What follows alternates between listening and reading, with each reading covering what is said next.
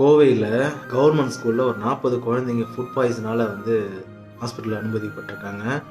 அது இப்போ கேட்டிங்கன்னா பள்ளி விழுந்ததால் அப்படி ஆச்சு சொன்னாங்களாம். ஆனால் நிறைய பேர் பள்ளி விழுந்ததால் கிடையாது, ஃபுட்டோட குவாலிட்டி சரியில்லாதான் அந்த குழந்தைங்களுக்கு இந்த மாதிரி ஃபுட் பாய்சன் ஆகி சொல்கிறாங்க. இன்னொரு பக்கம் தஞ்சாவூரில் பார்த்தீங்கன்னா ஹாஸ்பிட்டலில் படுத்திருக்க பேஷண்ட் ஒரு லேடி மேலே மேல்கூரை இடிச்சு கீழே விழுந்திருக்குது. ஒரு பக்கம் மாட்டை காரில் ஏற்றி இடிக்கிறாங்க. இன்னொரு பக்கம் கர்ப்பிணி பெண்ணு திருச்சி கட்சி மீட்டிங் போகும்போது பஸ் ஆக்சிடென்ட் ஆகி 12 பேர் படுகாயானாங்க. ஆனால் அன்பில் மகேஷ் பொய்யாமொழி அண்ணன் இங்கே டிவிக்கு கூட்டம் வந்தவங்களை போய் பார்க்க போனார். ஆனால் அவங்க கூட தானே வந்தாங்க, போய் பார்க்க போனாங்களா, அழுதாங்களா?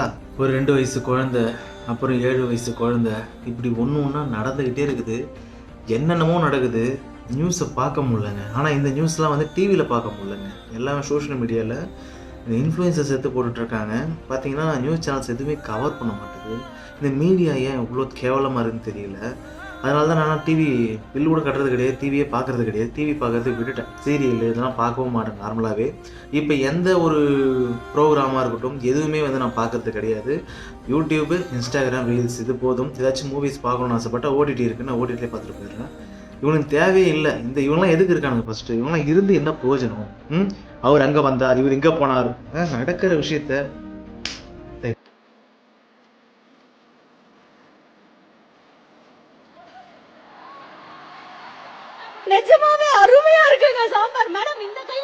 கோவை கவுண்டம்பாளையம் மாநகராட்சி பள்ளியில் மதிய உணவு சாப்பிட்ட குழந்தைகளுக்கு திடீரென வாந்தி மயக்கம் ஏற்பட்ட நிலையில் கோவை அரசு மருத்துவமனையில் அவர்கள் அனுமதிக்கப்பட்டுள்ளனர்.